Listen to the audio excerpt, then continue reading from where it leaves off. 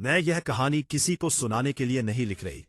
मैं यह सब इसलिए लिख रही हूं ताकि अगर कभी कोई मुझसे पूछे कि क्या वाकई इंसान और आत्मा की दुनिया टकरा सकती है, तो मैं खामोश न रहूं। मैं एक छोटे से गांव में रहती थी। ऐसा गांव जहां शाम होते ही मिट्टी के घरों की दीवारें सुनहरी हो जाती थी और कुएं के पास बहता हुआ पानी अपनी ही जुबान में कोई पुरानी कहानी सुनाता था। मेरी जिंदगी भी उसी पानी जैसी थी, खामोश बहती हुई, मगर अंदर कहीं बहुत गहरी। मेरे पिताजी बहुत पहले इस दुनिया से चले गए थे। लोग कहते थे, प्रिया, तुम्हारे नसीब में सुकून कम लिखा है, और शायद बहुत सच कहते थे। माँ दिन भर घर के कामों में लगी रहती थी और मैं हर सुबह कुएं से पानी भरने जाती। वही कुआं जहां मेरी जिंदगी ने पहला मोड़ लिया। मुझे याद है, मैं अक्सर उस कुएं के पास रुककर पानी में अपना अक्स देखती और खुद से पूछती, क्या मेरी जिंदगी बस यही है? खामोश, बेआवाज, अकेली। गांव की लड़कियां हंसती थीं, बातें करती थीं, मगर मैं हमेशा जैसे किसी का इंतजार करती थी, बगैर ये जाने कि किसका।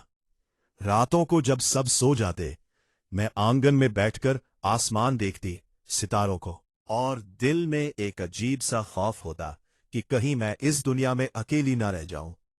फिर एक दिन, वो दिन आया जिस दिन मैं कुएं पर पानी भर रही थी और मुझे यूं लगा जैसे किसी की नजर मुझ पर ठहर गई हो। मैंने चौंक कर इधर उधर देखा, मगर कोई नहीं था। बस हवा जरा सी रुकी और फिर बहने लगी। मैं नहीं जानती थी कि ये खामोशी मेरे नसीब की सबसे बड़ी पुकार थी, और मैं नहीं जानती थी कि कोई एक मुसाफिर, जो मुझे आम इंसान लगेगा, असल में मेरी दुनिया बदलने आ रहा है। मैं कुएं के किनारे खड़ी थी। मेरे हाथ में मिट्टी का घड़ा था और जहन कहीं बहुत दूर। पानी निकालते हुए अचानक मुझे यूं लगा जैसे कोई मेरे बिल्कुल पीछे खड़ा हो। मैं चौंक गई। कौन है? मेरी आवाज खुद मुझे अजनबी लगी। किसी ने जवाब नहीं दिया। मैंने आहिस्ता से पलटकर देखा। वो वहां खड़ा था, एक अजनबी मुसाफिर। उसने सफेद सा लिबास पहना हुआ था, कंधे पर एक झोला लटक रहा था, और आंखों में ऐसी गहराई थी जैसे उसने बहुत कुछ देख रखा हो और बहुत कुछ छुपा रखा हो। वो मुझे नहीं घूर रहा था, बस खामोशी से देख रहा था, जैसे मैं कोई आम लड़की नहीं, बल्कि कोई पुरानी याद हूं। मेरे दिल की धड़कन तेज हो गई। पानी चाहिए था, उसने धीमी आवाज में कहा, और हाथ में एक खाली पात्र बढ़ाया। मैंने बगैर कुछ कहे कुएं से पानी निकाला और पात्र भरकर उसकी तरफ बढ़ा दिया। उस लम्हे जब हमारी उंगलियां हल्के से टकराई, मुझे अजीब सा झटका महसूस हुआ। ना वो गर्म था, ना ठंडा, बस अलग था। वो पानी पीने लगा और मैं उसे देखती रही, बगैर ये समझे कि मैं क्यों देख रही हो। तुम इस गांव की हो? उसने पूछा। मैंने हल्का सा सिर हिलाया। मेरा नाम प्रिया है। उसने एक लम्हा ठहराव लिया, जैसे ये नाम उसने कहीं पहले सुना हो। प्रिया, उसने आहिस्ता दोहराया, और हल्की सी मुस्कुराहट उसके चेहरे पर आ गई। मैं एक यात्री हूं, उसने कहा। कुछ दिन के लिए रुका हो। मुझे नहीं पता क्यों, लेकिन उसकी बातों में झूठ महसूस नहीं हुआ और ना ही पूरी सच्चाई। हवा चलने लगी। कुएं के पास लगा वृक्ष सरसराने लगा और मैंने महसूस किया जैसे फिजा बदल रही हो। तुम अकेली आती हो यहां? उसने पूछा। मैंने सिर झुका लिया। हाँ, रोज। उसने कुछ नहीं कहा, बस कुएं की तरफ देखा, फिर आसमान की तरफ, जैसे किसी हिसाब में हो। यह जगह सुरक्षित है, उसने अचानक कहा, मगर हर आंख के लिए नहीं। मैंने चौंक कर उसकी तरफ देखा। क्या मतलब? वो मुस्कुरा दिया। कुछ नहीं, बस यात्रियों की बातें हैं। वो जाने लगा, मगर चंद कदम चलकर रुक गया। प्रिया, उसने पीछे मुड़े बगैर कहा, अगर कभी लगे कि तुम अकेली नहीं हो, तो डरना मत। और फिर वो चला गया। मैं वही खड़ी रह गई, मिट्टी का घड़ा हाथ में लिए, और दिल में एक ऐसा सवाल जिसका जवाब मुझे उस दिन नहीं मिला। मगर मुझे यह यकीन हो गया था कि वो कोई आम मुसाफिर नहीं था, और यह मुलाकात आखिरी नहीं थी। उस दिन के बाद कुआं मेरे लिए सिर्फ पानी लेने की जगह नहीं रहा। जब भी मैं वहां जाती, मुझे यूं लगता जैसे हवा में कोई फुसफुसाहट है जो मेरे कानों तक आकर अचानक खामोश हो जाती है। गांव वैसा ही था, मिट्टी के घर, तंग गलियां और शाम के वक्त जलते दिए।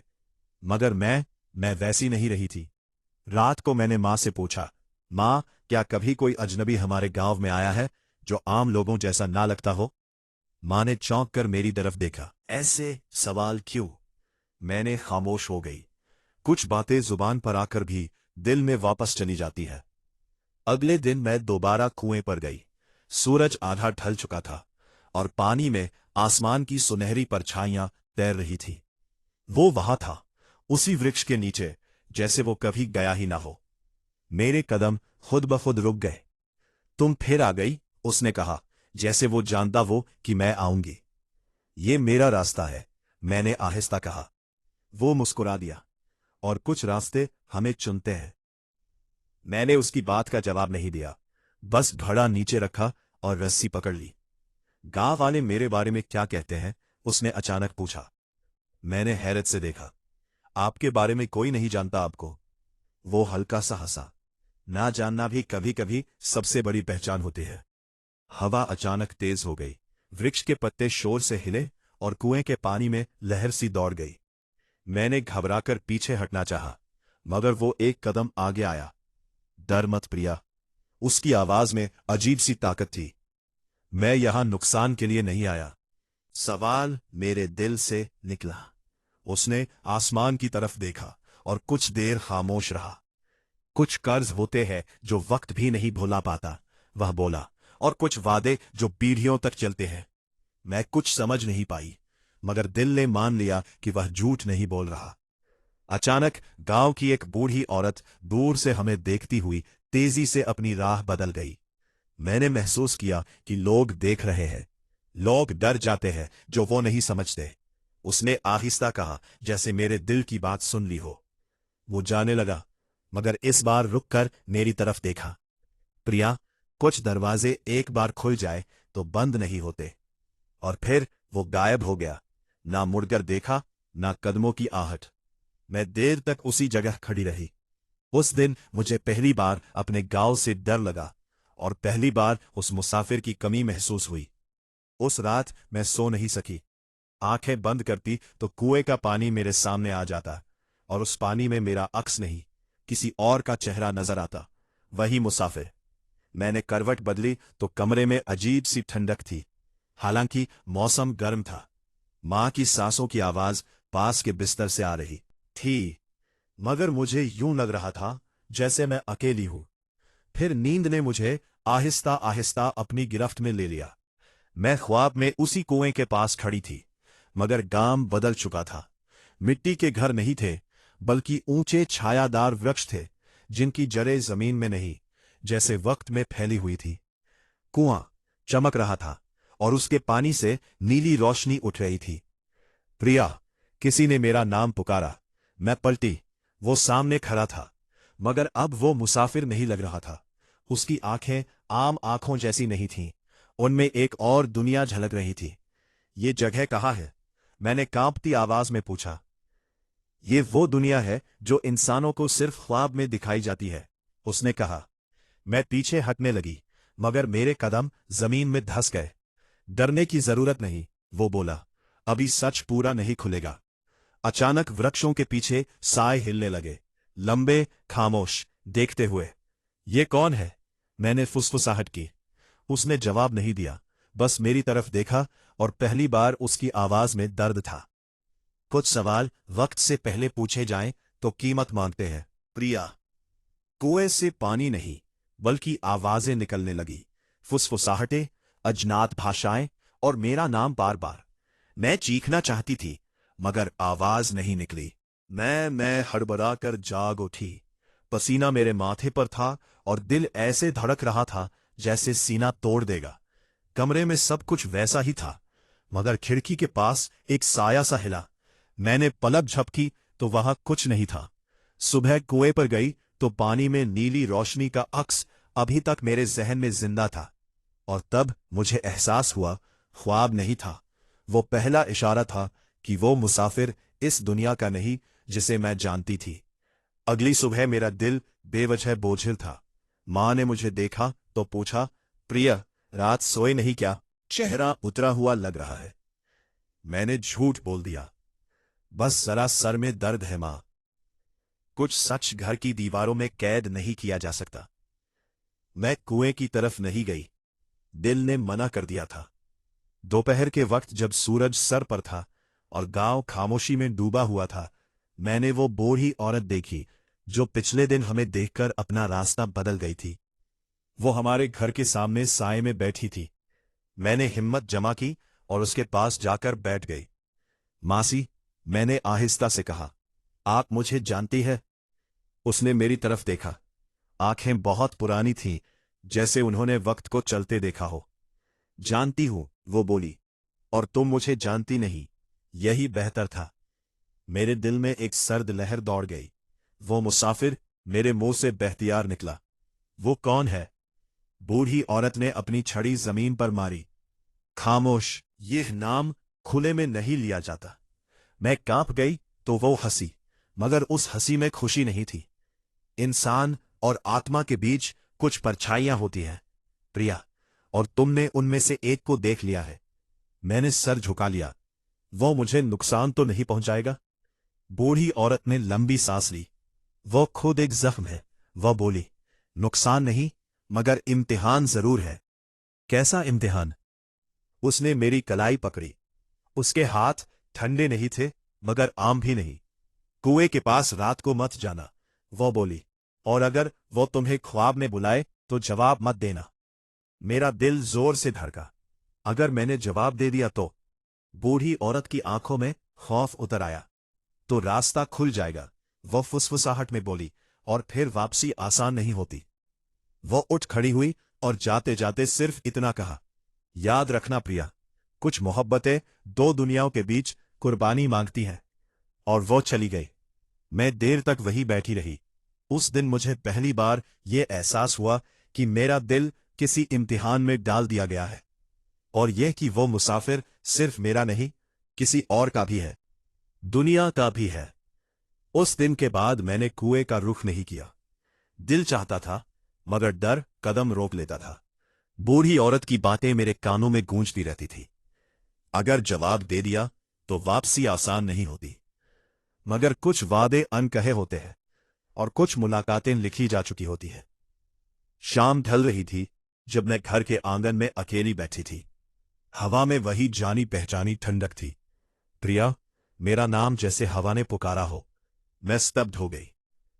दरवाजे के पास वह खड़ा था, वही मुसाफिर, मगर इस बार उसकी आंखों में छिपाव कम और बोझ ज्यादा था। तुम यहां क्यों आए हो? मैंने खुद को मजबूत जाहिर करते हुए पूछा। वह अंदर नहीं आया, बस दरवाजे की चौखट पर खड़ा रहा, जैसे हद पार करने से डरता हो। क्योंकि तुमने कुएं का रास्ता बदल लिया, उसने कहा, और जब कोई ऐसा करता है तो इसका मतलब होता है वह सब जानने के करीब है। मेरा दिल जोर से धड़का। मैं सब नहीं जानना चाहती। वह नाराजगी से मुस्कुराया। मगर सब तुम्हें जान चुका है प्रिया। मैंने उसकी तरफ देखा और पहली बार उसकी आंखों में थकान देखी। कौन हो? मैंने आहिस्ता पूछा। वो खामोश रहा, फिर बोला, मैं मुसाफिर हूं। हाँ, मगर उस रास्ते का जिस पर इंसान अकेले नहीं चलते। क्या तुम आत्मा हो? ये लफ्ज मेरे मुंह से मुश्किल से निकला। उसने फौरन नहीं में सर हिलाया। नहीं और हां भी नहीं। मेरे दिल में खौफ और उलझन एक साथ उतर आए। मैं तुम्हें पूरा सच नहीं बता सकता, वो बोला, ना अभी, ना यहां। क्यों? वो एक कदम आगे आया, मगर अभी भी चौखट पार नहीं की। क्योंकि पूरा सच तुमसे कुछ छीन लेगा। खामोशी हम दोनों के बीच खड़ी हो गई। तुम्हें मुझसे दूर रहना चाहिए, उसने कहा, और ये कहते हुए उसकी आवाज कांप गई। तो फिर मेरे ख्वाबों में क्यों आते हो? मेरी आवाज भी टूट गई। उसने आंखें बंद कर लीं, जैसे दर्द छुपाना चाहता हो। क्योंकि वहां मुझे इजाजत है, वो बोला, और यहां हर कदम कीमत मांगता है। मैंने महसूस किया कि वो मुड़ने वाला है। अगर तुम चले गए, मैंने मजबूर होकर कहा, तो क्या वापस आओगे? वो रुका, पीछे नहीं मुड़ा, मगर कहा, अगर तुमने मेरा नाम ख्वाब में ले लिया तो हां। वह चला गया। उस रात मैंने नींद से पहले अपना दिल थाम लिया, क्योंकि अब मुझे मालूम था मैं एक आधे सच से जुड़ चुकी हूं, और आधा सच पूरे झूठ से ज्यादा खतरनाक होता है। ये बात मैं अब साफ साफ कह सकती हूं। वह मेरी जिंदगी में जबरदस्ती नहीं आया था। मैंने खुद उसके लिए दरवाजा खोला था। उस रात मैंने प्रार्थना नहीं की, ना ही कोई नाम लिया, मैं बस आंगन में बैठी अपने दिल से सवाल कर रही थी, अगर कोई मुझे समझता है तो वह सामने क्यों नहीं आता। और यही सवाल मेरी सबसे बड़ी इजाजत बन गया। हवा अचानक रुक गई, दीपक की लौ कांपी और फिर सीधी हो गई। मैं जान गई वो आ चुका है, मगर इस बार वो मुसाफिर नहीं था। वो मेरे सामने खड़ा था, मगर उसका वजूद बदल चुका था। उसके गिर्द हल्की सी नीली रोशनी थी जो आंखों से ज्यादा दिल को दिखाई देती है। उसकी आंखें अब छिपी हुई नहीं थीं, उनमें सदियों का दुख साफ नजर आ रहा था। मैं डरी नहीं, यही लम्हा मेरा इम्तिहान था। अब मत छुपाओ, मैंने कहा, मैंने तुम्हें खुद बुलाया है। वो खामोश रहा, फिर आहिस्ता से बोला, हाँ प्रिया, मैं आत्मा हूं। लफ्ज हवा में गिरा, मगर मुझे लगा मैं ये पहले ही जानती थी। मगर मैं तुम्हारी जिंदगी में खुद नहीं आया, वो बोला, तुमने मुझे आने दिया। मैंने हैरानी से देखा, मैंने कैसे? वो मेरे सामने जमीन पर बैठ गया। ये वही था जो इंसान कभी नहीं करते। जब तुमने अकेलेपन को कबूल करने के बजाय उससे बात करना शुरू की, तब पहला दरवाजा खुला। मेरा दिल कांप गया। जब तुमने ख्वाब में डरने के बाद सवाल पूछा, दूसरा दरवाजा खुला। मैंने खामोशी से सुना, और जिस दिन तुमने दिल ही दिल में कहा कि काश कोई मुझे समझे, उसी दिन तुमने मुझे इजाजत दे दी। मैंने सर झुका लिया। मैं तुम्हारी किस्मत नहीं हूं प्रिया, वो बोला, मैं तुम्हारा चुनाव हूं। मैंने आंखें उठाकर पूछा, तो तुम क्यों आए हो? वो लम्हा भर रुका, फिर पहली बार उसकी आवाज में सच पूरा उतरा। क्योंकि मेरी दुनिया में तुम्हारा नाम लिखा गया था, और तुम्हारी दुनिया में मेरा रास्ता। मैंने गहरी सांस ली। अब वो खड़ा हुआ और एक कदम पीछे हटा। अब फैसला तुम्हारा है, वो बोला, मैं सच बनकर तुम्हारे सामने खड़ा हूं। अगर तुमने मुझे स्वीकार किया तो मैं रहूंगा, मगर तुम्हारी जिंदगी पहले जैसी नहीं रहेगी। और अगर इनकार किया तो मैं चला जाऊंगा, मगर तुम कभी पहले जैसी नहीं रहोगी। मैंने उस लम्हे समझ लिया, कुछ सच मिल जाए तो वापस नहीं जाते, और कुछ मोहब्बतें आने के लिए सिर्फ इजाजत मांगती हैं। उस रात मैंने पहली बार अपनी मां के बारे में डरते हुए सोचा। मां आंगन में सो रही थी, उनका चेहरा चांदनी में पुरस्कून लग रहा था। मुझे लगा अगर मैंने गलत रास्ता चुना तो सबसे पहले अब उन्हीं का सुकून छिन जाएगा। मेरा दिल बोझिल था, जैसे किसी ने सांस लेने की इजाजत कम कर दी हो। तभी दरवाजे के पास वही जाना पहचाना साया हिला। बूढ़ी औरत, वो इस बार छड़ी के सहारे नहीं, बल्कि सीधी खड़ी थी, जैसे वक्त ने उसे चंद लम्हों के लिए ताकत दे दी हो। प्रिया, उसने आहिस्ता कहा, मगर उस आवाज में रहम नहीं था, खबरदार करने की सख्ती थी। मैं उठकर बैठ गई। आप फिर आ गई। वो मेरे करीब आ गई और मां की तरफ देखकर बोली, अगर तुमने उस मुसाफिर को वापस ना भेजा तो ये परछाइयां तुम्हारा जीना मुश्किल कर देंगी। मेरे दिल ने एक चीख मारी। परछाइयां? कौन सी परछाइयां? उसने आसमान की तरफ देखा, वो जो इंसान और आत्मा की मोहब्बत स्वीकार नहीं करती। मैंने होंठ काट लिए, मगर उसने मुझे नुकसान नहीं दिया। बूढ़ी औरत ने कड़वाहट से मुस्कुराया, मोहब्बत हमेशा नुकसान नहीं देती प्रिया, मगर कीमत जरूर मांगती है। मैंने कांपती आवाज में पूछा, क्या मेरी मां? वह खामोश हो गई, और यही खामोशी सबसे खौफनाक थी। फैसला करो, वो बोली, या तो एक मोहब्बत या फिर एक जिंदगी। और वह अंधेरे में गुम हो गई। मैं देर तक मां को देखती रही। मेरी आंखों से आंसू बहते रहे, मगर आवाज नहीं निकली। मैंने जान लिया था, मेरी मोहब्बत किसी और की जान ले सकती है। मैं कुएं पर गई। वह पहले से वहां था। नीली रोशनी अब मध्यम थी। मैंने हिम्मत करके कहा, तुम्हें जाना होगा। उसने चौंक कर नहीं देखा, ना सवाल किया, बस हल्का सा मुस्कुराया। मैं जानता था यह लम्हा आएगा। वह बोला, मेरे आंसू कुएं के पानी में गिर गए। ये मेरी कमजोरी नहीं, मैंने टूटती आवाज में कहा, मैं बस डर गई हूं। वह एक कदम आगे आया, और पहली बार उसकी आंखों में मोहब्बत खुलकर नजर आई। प्रिया, वह नरम लहजे में बोला, तुम मुझसे मोहब्बत करती हो, और यही सच मुझे काफी है। मैंने सर झुका लिया। दो अलग दुनिया। मेरे लफ्ज बिखर गए। मैं स्वीकार नहीं कर पाई। वो हंसा, ऐसी मुस्कुराहट जिसमें दुख भी था और फक्र भी। डर मोहब्बत की नहीं होता, वो बोला। डर इस बात की दलील होता है कि मोहब्बत सच्ची है। वो पीछे हटा और आसमान की तरफ देखा। मैं जा रहा हूं प्रिया, वो बोला। मेरा दिल डूब गया, मगर याद रखना, वो मेरी तरफ देखकर मुस्कुराया। मेरी जगह एक और मुसाफिर आएगा। मैंने चौंक कर देखा। उसे प्यासा मत लौटाना, वो बोला।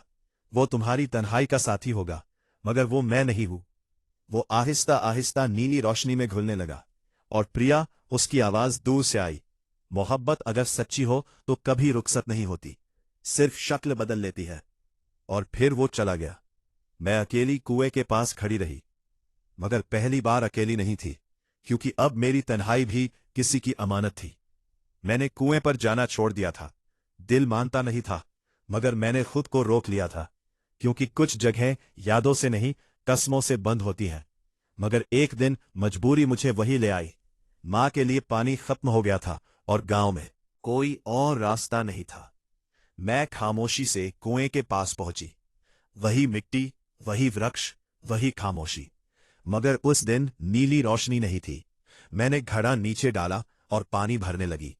तब मैंने कदमों की आहट सुनी। मैं चौंकी नहीं, बस पलट कर देखा। एक मुसाफिर खड़ा था। उसके चेहरे पर सफर की थकान थी, और आंखों में ऐसी प्यास जो सिर्फ पानी की नहीं होती। देवी, उसने अदब से कहा, क्या थोड़ा सा पानी मिल सकता है? मैंने उसकी तरफ देखा। मुझे एक लम्हे के लिए वो मुस्कुराहट याद आई जो जा चुकी थी। मैंने बिना कुछ कहे उसे पानी दे दिया। उसने घूंट भरकर पिया, और जैसे ही पात्र नीचे रखा, उसने पूछा, देवी, श्रीमती सुशीला देवी का घर कहाँ है? क्या आप बता सकती है? मेरे हाथ से पात्र लगभग छूट ही गया। मैं हैरान रह गई। श्रीमती सुशीला देवी, मैंने आहिस्ता कहा। ये नाम आप कैसे जानते हैं? वो मुस्कुरा दिया, वही जानी पहचानी सी मुस्कुराहट, मगर अब ज्यादा इंसानों वाली। वो मेरी जानी पहचानी है, वो बोला। मैं उनके पास आया हूं। मेरा दिल जोर से धड़का। वो तो मेरी मां है। वो रुका नहीं, बस मुस्कुराता रहा। फिर तो मेरा रास्ता आपके साथ ही है। मैं उसे घर ले आई। मां ने जैसे ही इसे देखा, उनकी आंखों में हैरत नहीं, पहचान उतर आई। आ गए बेटा, मां ने कहा, जैसे वो बरसों से इसी लम्हे का इंतजार कर रही हो। मैंने ये मंजर देखा तो मेरा दिल बैठ सा गया। मां, आप इन्हें जानती हैं? मैंने पूछा। मां ने मेरे सर पर हाथ रखा। हाँ प्रिया, ये अर्जुन है। अर्जुन नाम हवा में ठहर गया। ये मेरी सहेली का बेटा है, मां बोली। इसके माता पिता दुनिया में नहीं रहे, अब ये मेरे पास रहेगा। मैं खामोश रही। मां ने बात जारी रखी। कुएं पर मैं और मेरी सहेली अक्सर मिला करती थी। हमने वादा किया था कि अगर भगवान ने औलाद दी तो एक दिन उन्हें हम सफर बनाएंगे। मेरे कानों में एक जानी पहचानी आवाज गूंजी, मेरी जगह एक मुसाफिर आएगा। मैंने मां की तरफ देखा। मां, वो कुआं क्यों? मां मुस्कुराई। वादे अक्सर पानी के किनारे किए जाते हैं प्रिया, क्योंकि पानी अमानत रखना जानता है। और उस लम्हे मुझे सब समझ आ गया। अर्जुन कोई इत्तेफाक नहीं था, वही मुसाफिर था जिसका जिक्र उसने किया था। मगर अब आत्मा नहीं, इंसान था, या शायद वही था जिसने अपनी शक्ल बदल ली थी ताकि मेरी दुनिया में ठहर सके। अर्जुन मेरे साथ रहा, खामोशी में मेरा साथ दिया, मेरे दुख सुने बिना पूछे, मेरी तन्हाई समझी बिना जताए। वो मेरे करीब था, मगर हद में। वो मेरा था, मगर दावा नहीं करता था। और मैं जान गई, कुछ मोहब्बतें हमारी हिफाजत के लिए अपनी सूरत बदल लेती है। वो आत्मा जो मुसाफिर बनकर आया था, वादा पूरा करके चला गया, और उसकी जगह अर्जुन आ गया। अर्जुन आ गया, मेरा हमसफर, मेरी तन्हाई का साथी, और मेरी जिंदगी का सुकून। अगर आपको वीडियो पसंद आई हो तो हमारे चैनल को लाइक और सब्सक्राइब जरूर करें।